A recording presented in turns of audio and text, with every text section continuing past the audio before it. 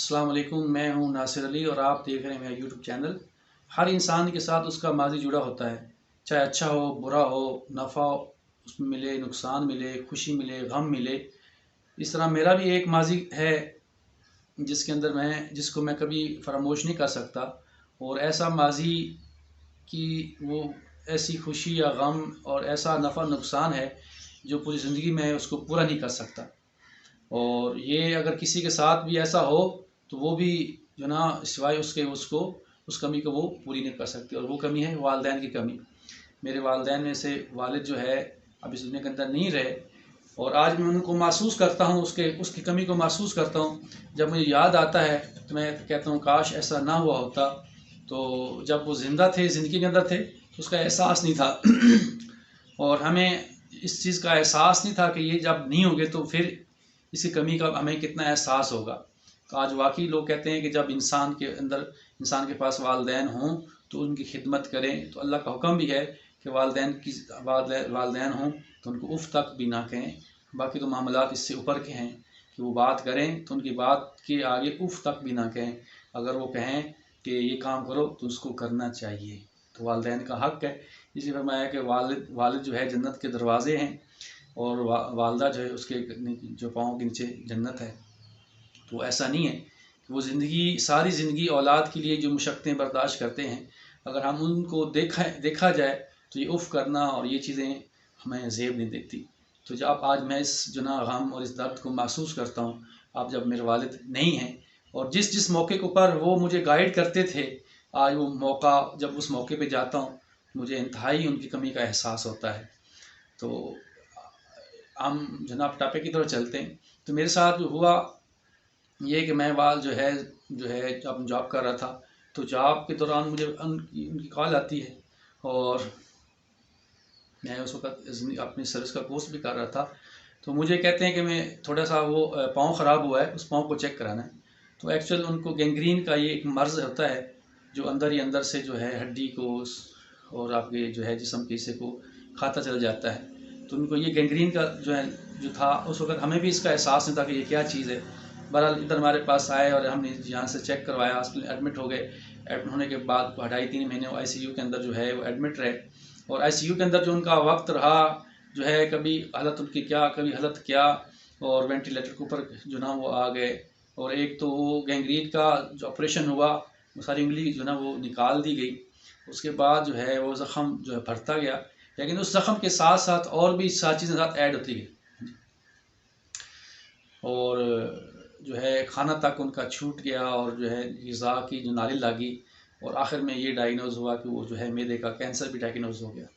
तो ये एक जो है गम जो है इतना गम वाली चीज़ थी। और उस वक़्त जो है उस चीज़ को जो महसूस मैं कर रहा था या उसको फेस कर रहा था वो इंतहाई मुश्किल था कि जो है वालिद की उस तबीयत को देखा नहीं जाता था, और जिस अंदाज से उस जो है वो वक़्त गुज़र रहा था, तो मौत के अलावा जो ना मौत आसान थी वो वक़्त वो जो गुज़ारना मुश्किल था। आप इस वीडियो के अंदर देखेंगे तो आपको एहसास होगा कि जब वालिद साहब मेरे आए थे, उनकी तबीयत और उनका मिजाज और उनकी जो है सेहत कैसी थी।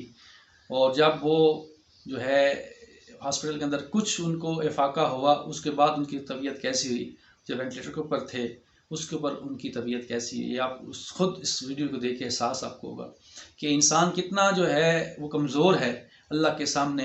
कि एक वक्त जो है कहते हैं कि जब एक सख्त गर्मी आती है तो वो भूल जाता है कि शायद मेरी ज़िंदगी के अंदर जो है कोई सर्दी भी थी, वो सर्दी के मौसम को भूल जाता है। ऐसी जब खुशी होती है तो गम को भूल जाता है, जब गम होता है तो खुशी को भूल जाता है। उसे ये एहसास नहीं होता कि शायद मुझे गम लायक हुआ है। ऐसी जब गम होता है तो एहसास नहीं होता शायद कोई खुशी मुझे मिली है। तो ये ज़िंदगी के ऐसे लम्हात हैं जो अपने रब को कभी भी नहीं भूलना चाहिए। अपने रब के साथ ताल्लुक़ को बरकरार रखना चाहिए। इंसान अल्लाह के साथ ताल्लुक़ बरकरार होगा तो किसी मौके के ऊपर भी जो ना वो नाकाम नहीं होगा, पेशेमान नहीं होगा। अल्लाह के साथ ताल्लुक़ नहीं होगा, अल्लाह पाक ऐसी ताकत इंसान के साथ होती है जो जिसको जो है नसीब हो जाती है, वो कभी भी जो है शर्मिंदा और कभी भी कमज़ोर अपने आप को नहीं पाता, बल्कि अपने आप को ये समझता है कि मेरे पीछे एक सुपर पावर खड़ी है, और उसकी वजह से वो किसी के सामने भी डरता नहीं है।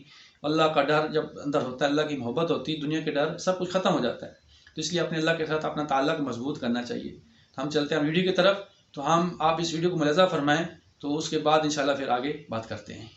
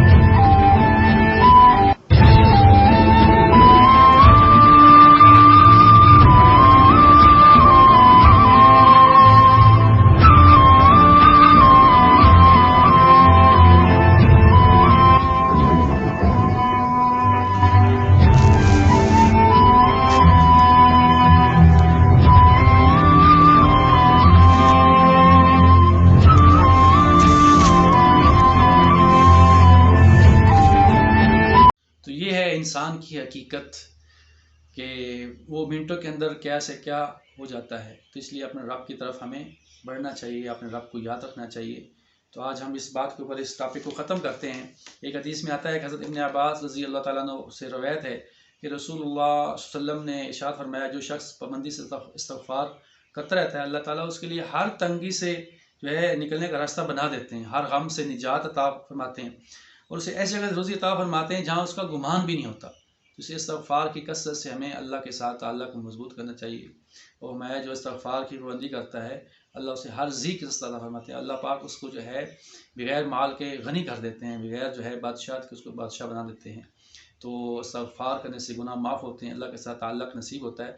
दिल के अंदर जो है वो जितने गुनाहों का रंग चढ़ा होता है वो दूर हो जाता है और अल्लाह पाक जो है जब दूर होता है उसके अंदर नूर आता है। नूर होने से फिर इंसान का नमाज के अंदर चीज़ जो ना अल्लाह के साथ जितने मामलात हैं ये ताल्लुक़ करता है। तो नेक्स्ट जो इंशाल्लाह जो नेक्स्ट वीडियो में जो मिलते हैं, तो आज इसी बात के ऊपर जो है इसको ख़त्म करते हैं। अस्सलामु अलैकुम व रहमतुल्लाहि व बरकातुहू।